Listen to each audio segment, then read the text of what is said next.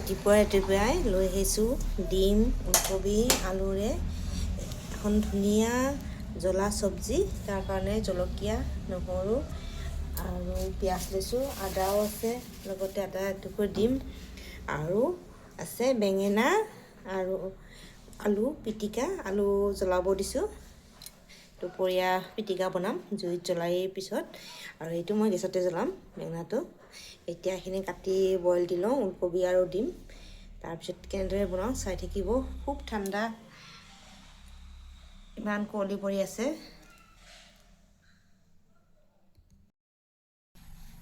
মই এতিয়া ডিমখিনি ভাজি ল'ম। নিমখ আৰু অলপ হালধি দিম। তেল গৰমে হৈছে।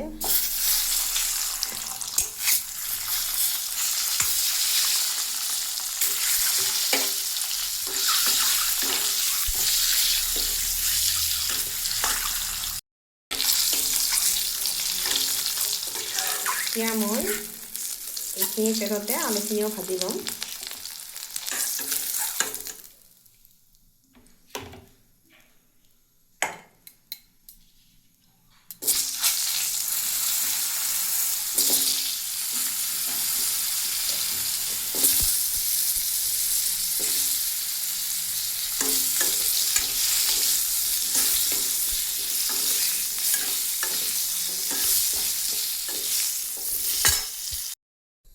আলু ডিম এইদৰে ভাজি ল'লোঁ, আৰু এতিয়া ইয়াত আছে আদা, নহৰু, জলকীয়া, গোলমৰিচ, পিঁয়াজ, আৰু এতিয়া তেল গৰম হৈছে, তেল অলপ দিছোঁ আৰু তেজপাত, দুটামান জিৰা দি সম্ভাত দিছোঁ।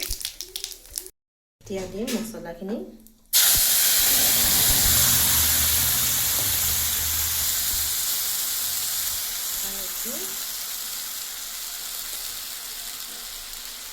নিমখ,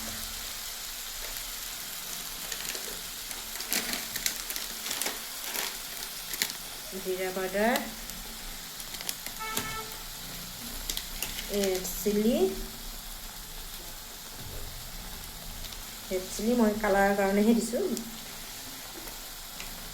আৰু দিম মিট মছলা। এতিয়া গেছ বঢ়াই দিছোঁ, বঢ়াই দি এইখিনি ভালকৈ ভাজি ল'ম।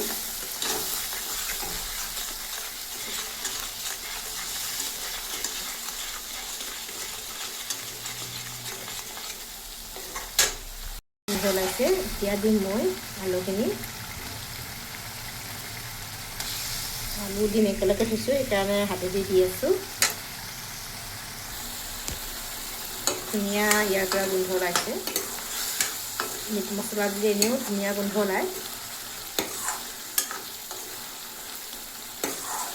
এইখিনি অলপ ভালকৈ ভাজি লওঁ। তাৰপিছত আৰু ওলকবি দিম।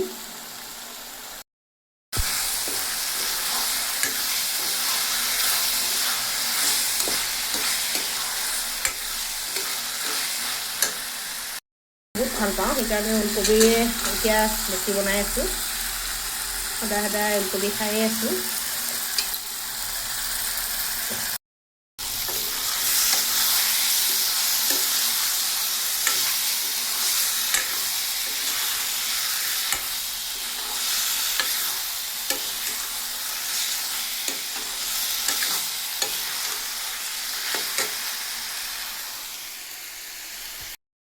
এতিয়া দিম জোলৰ কাৰণে পানী আৰু অলপ দিম, গ্ৰেভি নহয়, জোল বনাম।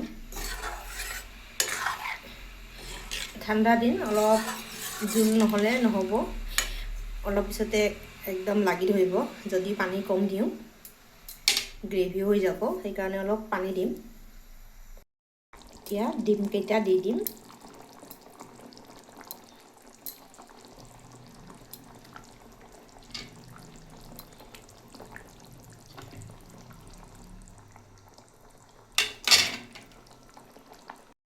এতিয়া দিম অলপ গৰম মছলা, তেতিয়া আৰু ভাল লাগিব।